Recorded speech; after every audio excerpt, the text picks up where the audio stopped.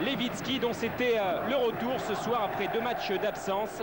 Il avait été blessé un petit peu au genou. Et Lyon qui continue ses accélérations avec Anderson. Et c'est l'ouverture du score après 10 minutes de jeu seulement dans cette première période.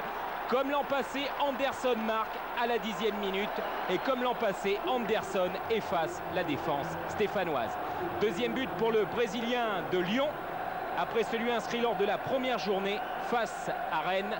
À noter qu'un autre grand Brésilien est absent sur cette pelouse ce soir. C'est Aloisio blessé. 2 minutes plus tard, Saint-Etienne sur coup franc avec le pied gauche de Pedron. Et ça passe avec une multitude de rebonds pour l'égalisation.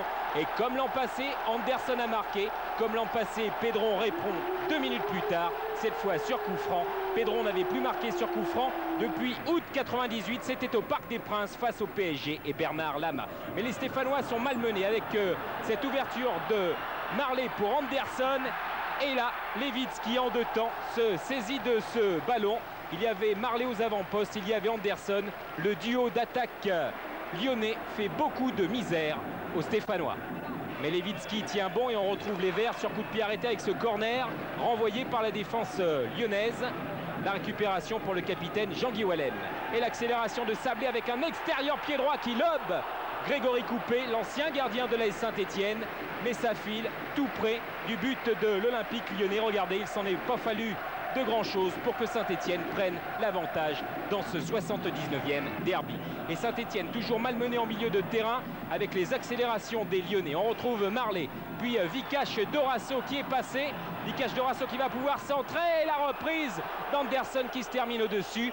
Très gros travail de Vikash Dorasso lancé dans le grand bain par Guy David avec le Havre face à Saint-Etienne en 93. Il a bien failli être passeur pour Sonny Anderson qui le félicite au passage. Toujours un but partout dans cette rencontre. Et regardez, même Jacques Santini, ancien vert, 12 ans sous le maillot vert, entraîneur de Saint-Etienne. Pensez voir Lyon reprendre l'avantage dans ce derby absolument époustouflant. Dorasso avec une ouverture sur Sonny Anderson. Anderson qui a le temps de lever de la tête et puis de centrer. La reprise de Marley. Pied gauche pour son 2e but également cette saison.